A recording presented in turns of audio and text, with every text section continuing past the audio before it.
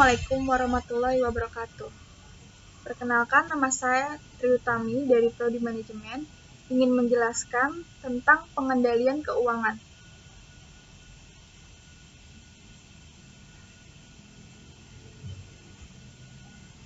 Pengertian pengendalian keuangan. Di sini, pengendalian keuangan merupakan upaya yang dilakukan agar investasi, alokasi biaya, dan perolehan laba berjalan sesuai dengan rencana perusahaan. Maksud di sini adalah, di dalam pengendalian keuangan pasti ada seorang manajer untuk menggunakan serangkaian atau metode ini untuk menangani berbagai masalah dan elemen yang berbeda. Selanjutnya, pengendalian keuangan juga di dalamnya terdapat laporan keuangan. Yang pertama, neraca. Neraca digunakan untuk menggambarkan kondisi keuangan suatu organisasi pada suatu waktu tertentu, yang meliputi aktiva atau aset, organisasi, dan klaim atau aset tersebut. Maksud di sini atau arti di sini, klaim merupakan sumber dana, aset merupakan hasil keputusan.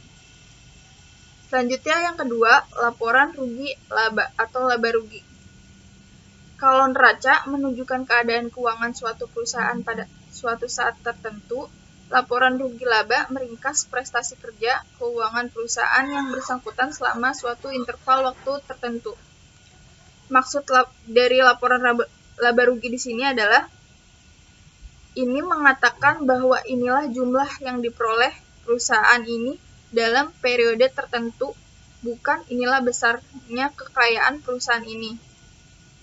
Selanjutnya yang ketiga, laporan aliran kas. Laporan aliran kas bertujuan memberikan informasi mengenai penerimaan dan pembayaran kas perusahaan selama periode tertentu. Maksud dari laporan aliran kas di sini adalah memberikan informasi mengenai efek kas, investasi, pendanaan dalam periode tertentu. Selanjutnya, mengapa pengendalian keuangan perlu dilakukan? Pengendalian keuangan merupakan pengendalian yang penting bagi manajer, karena laporan keuangan menyajikan ringkasan kegiatan organisasi di masa lalu. Selanjutnya, pengendalian keuangan juga di dalamnya terdapat analisis laporan keuangan. Analisis rasio keuangan ini mempunyai tujuan untuk menghilangkan bias dalam evaluasi prestasi keuangan organisasi. Ada rasio likuiditas. Rasio ini ingin mengukur kemampuan organisasi memenuhi kewajiban jangka pendeknya. Maksud dari rasio likuiditas ini adalah kewajiban yang jatuh tempo dalam waktu 1 tahun atau kurang. Yang kedua, rasio solvabilitas. Rasio ini ingin melihat kemampuan organisasi memenuhi kewajiban jangka panjangnya. Maksudnya di sini adalah kewajiban yang jatuh tempo dalam waktu lebih dari 1 tahun. Selanjutnya, rasio aktivitas. Rasio ini mengukur efektivitas penggunaan sumber daya organisasi. Maksudnya di sini adalah kewajiban yang diukur efektivitasnya adalah piutang, aktiva tetap, dan aktiva total. Selanjutnya, rasio profitabilitas. Rasio ini mengukur kemampuan organisasi menghasilkan profit atau keuntungan berdasarkan aset, modal saham, atau faktor lainnya. Selanjutnya, rasio pasar. Rasio pasar relevan untuk perusahaan yang sudah go publik atau menjual sahamnya ke masyarakat melalui pasar modal. Selanjutnya, pengendalian keuangan juga di dalamnya terdapat penganggaran. Yang pertama, penganggaran. Penganggaran adalah proses perencanaan aktivitas selama jangka waktu tertentu yang dinyatakan dengan angka-angka. Anggaran dapat ditetapkan baik untuk organisasi secara keseluruhan, untuk departemen, atau untuk bagian-bagian tertentu. Jangka waktu anggaran biasanya 1 tahun, meskipun kadang-kadang dipecah ke dalam satuan waktu yang lebih pendek. Selanjutnya,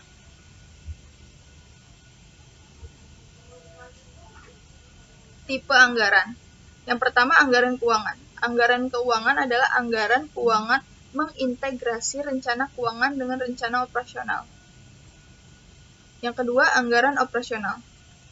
Anggaran operasional adalah tipe anggaran operasional yang paling umum adalah anggaran biaya, pendapatan dan keuntungan. Anggaran biaya merupakan biaya yang akan dikeluarkan.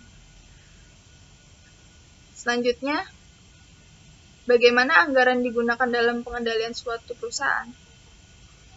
Anggaran digunakan sebagai alat pengendalian anggaran memberikan rencana detail atas pendapatan dan pengeluaran pemerintah agar pembelanjaan yang dilakukan dapat dipertanggungjawabkan kepada publik.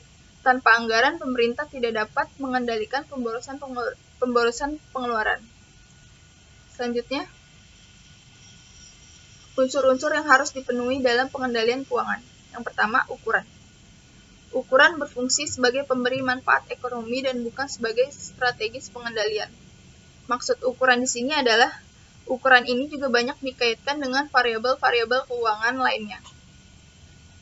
Yang kedua, motif keuangan. Motif keuangan adalah sistem pengendalian didasarkan pada motif dan ukuran-ukuran profitabilitas seringkali tidak langsung diterjemahkan secara langsung pada konteks nirlaba atau non-profit. Maksud di sini adalah motif keuangan ini maksudnya juga ukuran-ukuran laba ini penting dan meskipun sulit dapat menjadi indikator dari keberhasilan. Selanjutnya,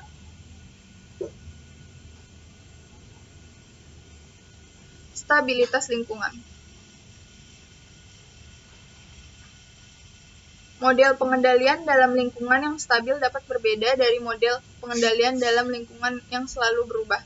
Maksudnya di sini adalah motif stabilitas dalam lingkungan eksogen dapat dinilai dari kekuatan gerakan secara eksternal menghasilkan produk-produk yang memerlukan suatu tanggapan.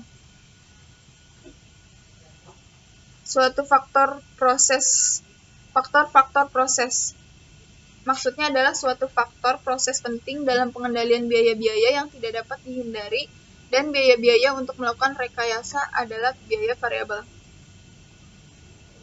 Selanjutnya, pengendalian keuangan juga di dalamnya terdapat pemeriksaan keuangan atau audit. Ada dua jenis pemeriksaan keuangan. Pertama, pemeriksaan keuangan internal dan pemeriksaan keuangan eksternal. Pemeriksaan keuangan eksternal adalah pemeriksaan keuangan eksternal merupakan proses verifikasi pencatatan keuangan atau laporan keuangan untuk menentukan apakah laporan keuangan sudah disusun sesuai dengan prinsip-prinsip akuntansi yang berlaku umumnya.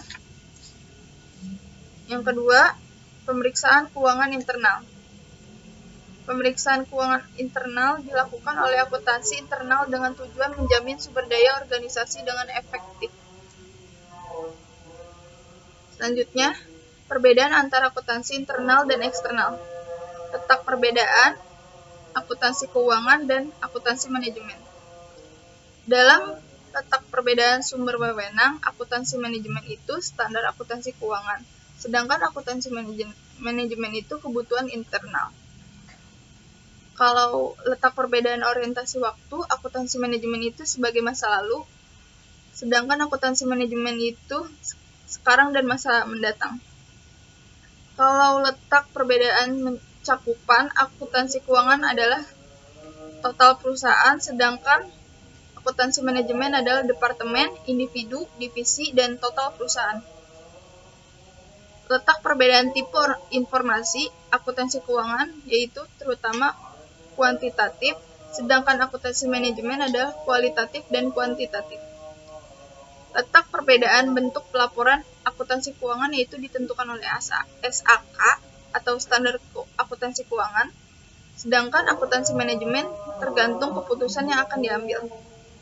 Letak perbedaan fokus pengambilan keputusan akuntansi keuangan eksternal, sedangkan akuntansi manajemen internal. Selanjutnya, mengapa perencanaan dan pengendalian keuangan menjadi penting untuk dipelajari oleh sebuah perusahaan? Manajemen keuangan dinilai sangat penting karena bertujuan untuk meminimalisir risiko dan memaksimalkan keuntungan melalui perencanaan dan pengelolaan keuangan secara sistematik. Keuntungan yang dimaksud merupakan nilai lebih yang diperoleh melalui operasi usaha, baik dalam bentuk material maupun non-material. Kesimpulan di sini maksudnya adalah pengendalian keuangan meliputi laporan keuangan yang menyajikan informasi keuangan masa lampau dan anggaran yang merupakan alat perencanaan sekaligus alat pengendalian. Dengan adanya pengendalian keuangan, maka investasi, alokasi biaya, dan peroleh laba berjalan sesuai dengan rencana perusahaan. Demikian presentasi dari saya, kurang lebihnya mohon maaf, semoga bermanfaat. Terima kasih. Wassalamualaikum warahmatullahi wabarakatuh.